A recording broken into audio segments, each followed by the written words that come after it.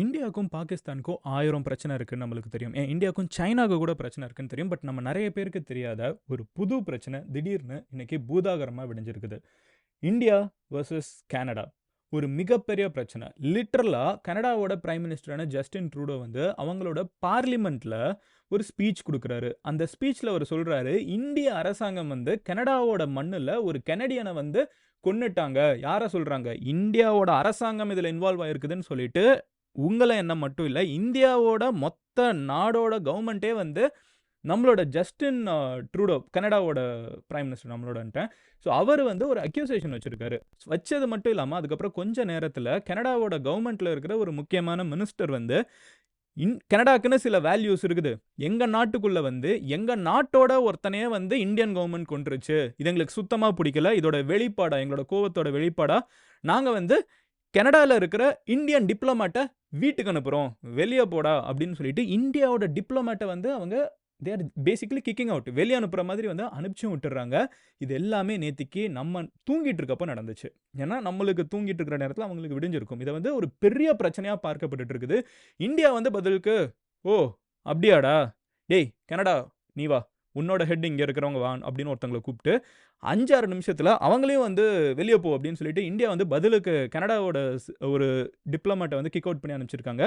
India versus Canada அப்படிங்கிற ஒரு particular speech தான் உலகம் ஃபுல்லா பேசப்பட்டுட்டு இருக்குது. கனடா நம்ம வந்து ஒரு பெரிய சீரியஸ் கண்ட்ரியா நம்ம நினைச்சுக்கணும்னு அவசியம் இல்லனாலும், கனடாவோட அலைஸ் அப்படின்னு சொல்லப்படுற கண்ட்ரீஸ் யுஎஸ், யுகே, ஜெர்மனி இந்த கண்ட்ரீஸ் எல்லாத்தையுமே வந்து கனடா என்ன சொல்றாங்கன்னா, நாங்க ஒண்ணு சேர்க்கிறோம். அவங்க கிட்ட எல்லாத்தையுமே நாங்க சொல்லிட்டு இருக்கோம். இந்திய அரசாங்கம் வந்து அவங்க நாட்ட தாண்டி இன்னொரு நாட்டுல வந்து கொலை பண்ணியிருக்காங்க அப்படின்னு சொல்லிட்டு நாங்க சொல்றோம். ஆஸ்திரேலியா வந்து இதுக்கு ரியாக்ட் பண்ணியிருக்காங்க. நாங்க ரொம்ப சீரியஸா பார்க்கிறோம். இது வந்து ரொம்ப தப்பா இருக்குது அப்படிங்கிற டோன்ல அவங்க பேசியிருக்காங்க. ஸோ இன்டர்நேஷனலா இந்தியாவுக்கு அகைன்ஸ்டா வந்து இப்ப எப்படி ஒரு கண்ட்ரிக்கு எதிரா எப்படி திடீர்னு வந்து வெள்ளைக்காரங்க எல்லாரும் ரவுண்டு கட்டுவாங்களோ, அந்த மாதிரி ஆகிட்டு இருக்கிற ஒரு சிச்சுவேஷன கனடா வந்து ஆரம்பிச்சு விடணும் அப்படின்னு பார்க்குறாங்க. இவ்வளவு சொல்லப்படுறதுக்கு யார இந்தியாவோட அரசாங்கம் கொன்னுட்டாங்க அப்படின்னு அக்யூஸ் பண்றாங்கங்கிறதுல இருந்து என்ன நடந்திருக்குது அப்படிங்கிற எல்லா விஷயத்தையும் பார்க்க ஆரம்பிப்போம். ஏன்னா இந்தியாவுக்கு தேவையா? நம்ம போய் அங்க போய் யாரையோ ஒருத்தங்கள போட்டு தள்ளிட்டாங்க. இதுக்கு ஏதாவது ஒரு ரீசன் அவங்க சொல்லணும்ல. அது என்ன ரீசன் அப்படிங்கிற எல்லா விஷயத்தையும் பார்க்க ஆரம்பிப்போம். ஒரு பயங்கரமான பஞ்சாயத்து. ரஷ்யா, உக்ரைன்னு பேசிட்டு இருந்தது. இன்னைக்கு இந்தியா, கனடான்னு பேசுற நிலைமைக்கு வந்திருக்குது. ஸோ என்ன நடந்திருக்கு அப்படிங்கிறத டீட்டெயிலா பார்க்க ஆரம்பிப்போம். பட் அதெல்லாம் பார்க்க ஆரம்பிக்கிறதுக்கு முன்னாடி நீங்க இந்த சேனலை சப்ஸ்கிரைப் பண்ணணும்னா சப்ஸ்கிரைப் பண்ணுங்க. அப்பனா தான் டெய்லி மேக் பண்ற வீடியோஸ் உங்களுக்கு நோட்டிஃபிகேஷனாக வந்து சேரும். அண்ட் நம்மளும் 7 மில்லியன் நெருங்கி போயிட்டு இருக்கோம். உங்களோட சப்போர்ட்டும் எனக்கு தேவைப்படுது. So let's get started MG squad. Hello everyone, நான் Madan Gowri and hello my dear MG squad.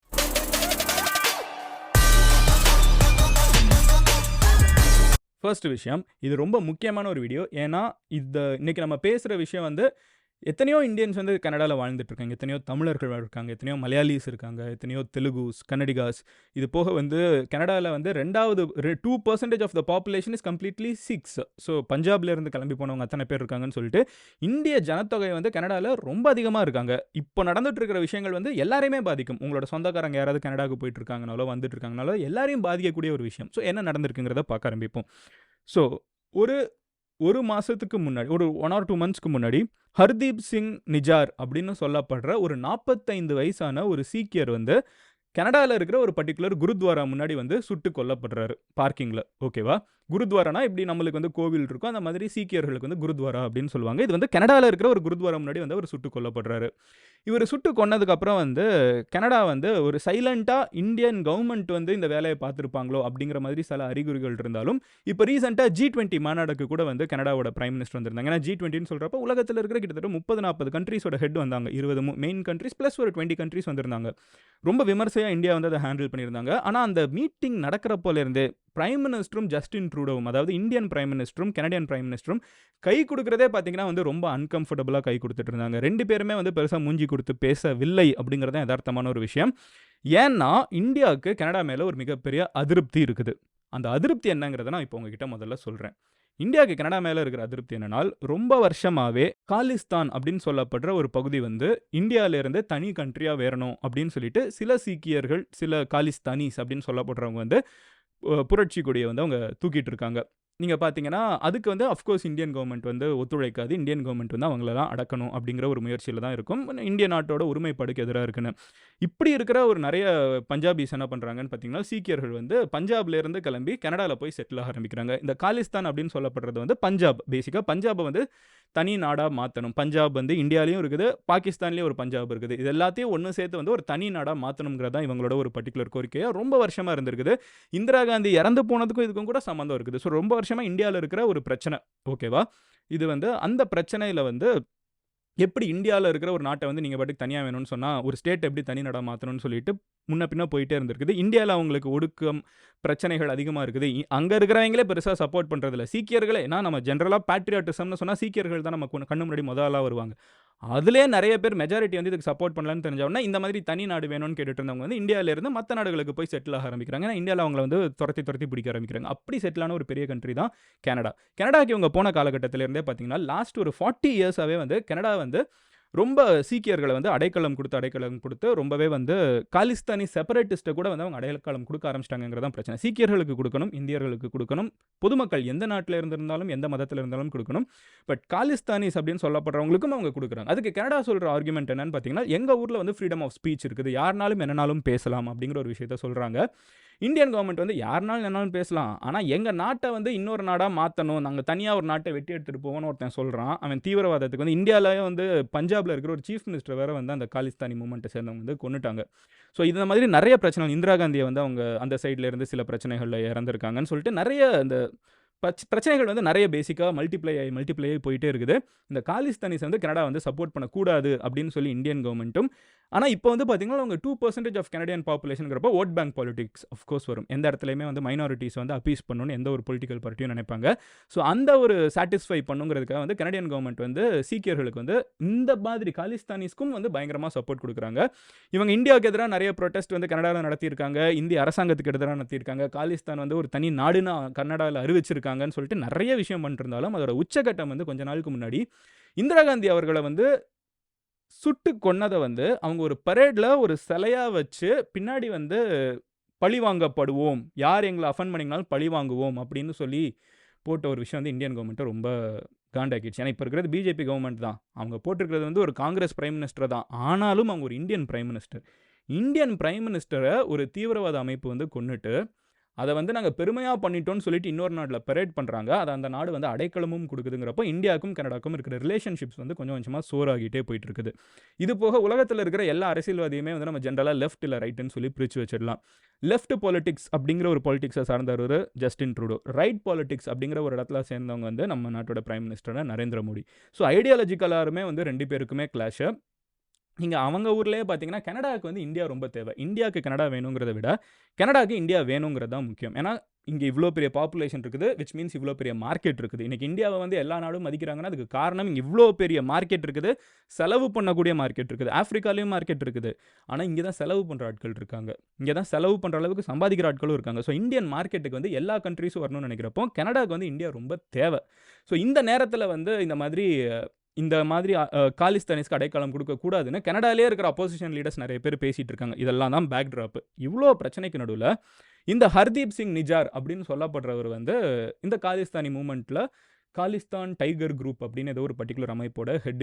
இவர் வந்து இந்தியாவில் நடந்த பல பிரச்சனைகளுக்கு பின்னாடி இருக்காருன்னு சொல்லிட்டு இந்தியன் கவர்மெண்ட் வந்து ஒரு சார்ட்டே வந்து இதுக்கு முன்னாடி ரிலீஸ் பண்ணியிருக்காங்க. கனடா கிட்ட வந்து இதுக்கு முன்னாடி இருந்த பஞ்சாப் சீஃப் மினிஸ்டர் வந்து ஒரு டைம் லிஸ்ட்டு கொடுத்தப்போ இவங்களோட பேரை கொடுத்துட்டு இவங்களை தயவு செஞ்சு எங்கிட்ட ஒப்படைங்க, இவங்களால எங்கள் ஊரில் நிறைய பிரச்சனை இருக்குது, உங்கள் ஊர்லேருந்து வேலை செஞ்சுட்டு இருக்காங்க, எங்கள் ஊரில் பல குழப்பம், பல கொலைகள், பல குழப்பங்கள் இந்த நபர்கள்னால வருதுன்னு சொன்னப்போ இந்த ஹர்தீப் சிங் நஜார் அப்படிங்கிற பேர்லாம் வந்து இருந்துச்சு.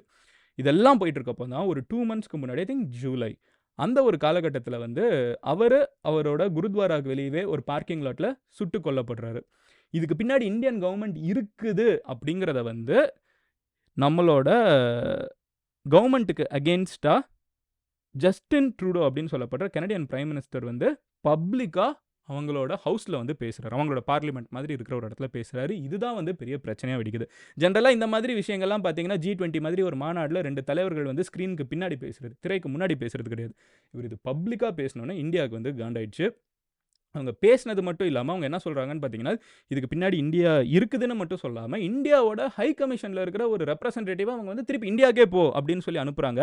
அது மட்டும் இல்லாமல் எங்களோட allies US UK Germany, Australia இவங்க கிட்டலாம் நாங்கள் பேசி ஒன்று திரட்டுவோம் அப்படின்னு சொல்லிட்டு பேசியிருக்காங்க. இதுக்கு ஆஸ்திரேலியா வேறு ரியாக்ட் பண்ணியிருக்காங்க. ஆமாம், இந்தியா இந்த மாதிரி பண்ணால் நாங்கள் ரொம்ப மும்முரமாக பார்த்துட்ருக்கோம். அதாவது இது பொய்ன்னு சொல்லாமல் நாங்கள் ரொம்ப சீரியஸாக பார்த்துட்ருக்கோம், எங்களுக்கு ரொம்ப டிஸ்டர்ப்டாக இருக்குது, ரொம்ப கஷ்டமாக இருக்குது, அந்த மாதிரி ஒரு ஆங்கிளில் பேசியிருக்காங்க. இதை இந்தியா ஈஸியாக எடுத்துக்கலைங்கிறதே அது அர்த்தம். பதிலுக்கு நம்ம என்ன பண்ணியிருக்கோம்னு பார்த்தீங்கன்னா, அவங்களோட ஹை கமிஷனை கூப்பிட்டு நீ வெளியே போடா அப்படின்னு சொல்லி அனுப்பிச்சி விட்டாச்சு. இந்தியா இன்னொரு விஷயம் என்ன சொல்லுதுனால், முதல்ல அங்கே நீங்கள் கொண்டுட்டாங்க, இந்தியா கவர்மெண்ட் தான் கொண்டுட்டாங்கன்னு சொல்கிறீங்களா, அதுக்கு சாட்சி ஏதாவது இருக்கா? ஏதாவது சாட்சி இருக்கா? சும்மா பதட்டக்கூடாது. உண்மையிலே ஏதாவது இருந்துச்சுன்னா சாட்சியோட பேசுங்க. நீங்கள் இருக்குதுன்னு சொல்கிறீங்கிறதுக்காக ஒரு விஷயம் இருந்துராது அப்படின்னு சொல்கிறாங்க. ஆனால் கனடியன் பிரைம் மினிஸ்டர் ஸ்ட்ராங்காக சொல்கிறது என்னன்னு பார்த்தீங்கன்னா, இந்தியாவோட இன்டெலிஜென்ஸ் இதில் வேலை பார்த்துருக்காங்க அப்படிங்கிறத அவர் ஸ்ட்ராங்காக சொல்கிறாரு. இப்போ பெரிய பிரச்சனை என்னன்னு பார்த்தீங்கன்னா, இந்தியா அவங்க வைக்கிற அக்யூசேஷன் இன்டர்நேஷனல் கோர்ட் ஆஃப் லாவில் எப்படி இருக்குன்னு பாருங்கள். ஒரு நாடு இன்னொரு நாடு கனடிய மண்ணோட ஒருமைப்பாடை மீறி, கனடிய மண்ணோட சட்டங்களை மீறி தான் நாட்டுக்குள்ளே இருக்கிற தான் நாட்டோட ஒருத்தனை போட்டு தள்ளிட்டாங்க அப்படிங்கிறத கனடா முன்வைக்கிறாங்க. இதுக்கு தான் நாங்கள் அகேன்ஸ்டாக இந்தியாவுக்கு அகேன்ஸ்டாக நாங்கள் ஒரு மூவ் பண்ணுவோங்கிற மாதிரி பேசிகிட்டு இருக்காரு. ஆல்ரெடி இந்தியாவுக்கும் கனடாவுக்கும் நிறைய பிரச்சனை இருந்துட்டு இருக்குது இந்த காலிஸ்தானி மூவ்மெண்ட் மூலியமாக. அதில் மெயினாக நடுவில் இருக்கிறது யாருன்னு பார்த்தீங்கன்னா, Justin Trudeau and Narendra Modi அப்படின்னு சொல்லப்படுற இந்த 2 முக்கியமான தலைவர்கள். அதில் ஜஸ்டின் ட்ரூடோ இப்போ ரீசெண்டாக G20 மாநாடுக்கு கூட வந்தப்போ அவரோட ஃப்ளைட் திரும்பி கிளம்பலை. ஏன்னா அது மெயின்டெனன்ஸ் ஒர்க் அப்படின்னு சொல்லிட்டு அவர் 2 நாளுக்கு ஒரு ஹோட்டல் ரூமில் ஒரு ரூம்குள்ளே உட்காந்துட்டு இருந்திருக்காரு, டெல்லியில் இருக்கிற லலித் ஹோட்டல்னு. இந்தியன் கவர்மெண்ட் உங்களுக்கு நாங்கள் ஒரு ஏர் இந்தியா ஃப்ளைட் தரோம், அதை வச்சுட்டு பரங்கினதுக்கு அது முடியாது அப்படின்னு சொல்லி ரிஜெக்ட் பண்ணி விட்டார். அந்த 2 நாள் எக்ஸ்ட்ராவாக இந்தியாவில் ஸ்பெண்ட் பண்ணுறாரு. எந்த நாட்டோட தலைவருக்கும் இப்படி ஒரு பிரச்சனை நம்ம கேள்விப்பட்டிருக்கவே மாட்டோம். ஒரு நாட்டுக்கு போகிறாங்க, அந்த நாட்டில் வந்த ஃப்ளைட்டு, சொந்த நாட்டோட ஃப்ளைட் ஒர்க் ஆகலை, அதனால எக்ஸ்ட்ராவாக 2 நாள் ஆயிடுச்சு அப்படிங்கிறாங்க. இது எல்லாமே கனடாக்குள்ளே பார்த்தீங்கன்னாலே ஜஸ்டின் ட்ரூடோக்கு அகேன்ஸ்டாக நிறைய ஆர்டிகல்ஸ் எழுதப்பட்டு இருக்குது. ஒரு வீக்கான பிரைம் மினிஸ்டர், இந்தியா இந்தியா கூட தேவையில்லாமல் பிரச்சனை பண்ணிகிட்டு இருக்காரு, இந்தியா முன்னாடி நம்மளுக்கு அவங்க தேவைங்கிறது கொஞ்சம் கூட இல்லாமல் பிஸ்னஸ் எல்லாம் அஃபெக்ட் பண்ணுறாரு. ஜஸ்டின் ட்ரூடோக்கு அகேன்ஸ்டாக இப்போ நீங்கள் மீடியாவில் பார்த்தீங்கன்னா அங்கே கொஞ்சம் கிரிட்டிக்கலாக தான் இருந்துட்டு இருக்காங்க. இந்த ஃப்ளைட்டு வேறு அவங்க நின்றுச்சு, அதனால திருப்பி வர முடியலங்கிறதெல்லாம் ஒரு கனடாவாக நீங்கள் யோசிச்சு பாருங்கள். இந்தியாவாக யோசிச்சு பார்க்குறதுக்கு காமெடியாக இருக்கும், பட் கனடாவாக யோசிச்சு பார்த்தா அது எவ்வளோ பெரிய ஈகோ ஹிட்டாக இருக்கும். ஸோ இது எல்லாமே காம்ப்ளிகேட் ஆகி உள்ளுக்குள்ளே நிறைய பிரச்சனை போயிட்டுருக்குது. கனடாவுக்கு பிரைம் மினிஸ்டராகவுமே ஜஸ்டின் ட்ரூடோக்கு நிறைய பிரச்சனைகள் போயிட்டு இருக்குது. இப்போ என்ன சொல்கிறாங்கன்னு பார்த்தீங்கன்னா, இது எல்லாத்தையும் டிஸ்ட்ராக்ட் பண்ணுறதுக்கு இந்தியா மேலே ஒரு பழியை போட்டு மாற்றி விட்றாருன்னு சில பேர் சொல்கிறாங்க. உண்மையிலே இந்தியன் கவர்மெண்ட் இதில் இன்வால்வ் ஆகிருக்கலாம், அதனால தான் அவர் சொல்கிறாருன்னு சில பேர் சொல்கிறாங்க. ஆனால் இந்தியன் கவர்மெண்ட் ரொம்ப ஸ்ட்ராங்காக இன்வால்வ் ஆகலை அப்படிங்கிறத சொல்லிடுறாங்க. இன்னைக்கு வீடியோவில் முடிகிறப்ப நான் உங்ககிட்ட சொல்லணும்னு நினைக்கிறது என்னென்னு பார்த்தீங்கன்னா, இன்டர்நேஷனல் லெவலில் இது ஒரு பெரிய பிரச்சனையாக வெடிக்க போகுதுங்கிறதுல சந்தேகமே இல்லை. This is the least of India Canada relationships அப்படின்னு நம்ம சொல்லிடலாம். இந்தியா பதிலுக்கு அவங்க பண்ணிட்டாங்கன்னா, நம்மளுமே நம்மளோட கனடியன் ரெப்ரசன்டேட்டிவை கூப்பிட்டு ஃபயர் பண்ணி விட்டோம் தெரியுமா? இது ஒரு டிட் ஃபார் டேட் மூவாக பார்க்கப்பட்டு இருக்குது. பட் இந்த வீடியோ முடிகிறப்ப நான் உங்ககிட்ட கேட்கணும்னு நினைக்கிற கேள்வி என்னன்னு பார்த்தீங்கன்னா, இந்தியா அவங்களை திருப்பி அனுப்பிச்சு விட்டாங்க தெரியுமா? டே நீ என்னடா அனுப்புறது, நானும் உங்களை அனுப்புறேன்டாங்கிறது.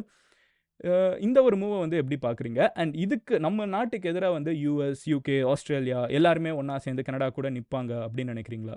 என்னையை பொறுத்தளவுக்கு எல்லாருமே கடந்து சென்றுருவாங்க. ஆஸ்திரேலியா ரியாக்ட் பண்ணதே எனக்கு ஆச்சரியமாக இருக்குது. ஏன்னா உலகளவில் சைனாவுக்கு இம்பார்ட்டன்ஸ் கம்மியாகணும்னா எல்லா நாடுகளும் இந்தியாவுக்கு இம்பார்ட்டன்ஸ் கொடுக்கணுங்கிற நிலைமையில் இருந்துட்டு இருக்காங்க. இந்தியாவை அவ்வளோ ஈஸியாக இந்த நாடுகள் அப்போஸ் பண்ண மாட்டாங்கிறது என்னோட கருத்து. உங்களோட கருத்து என்னங்கிறத கமெண்ட்டில் சொல்லுங்கள்.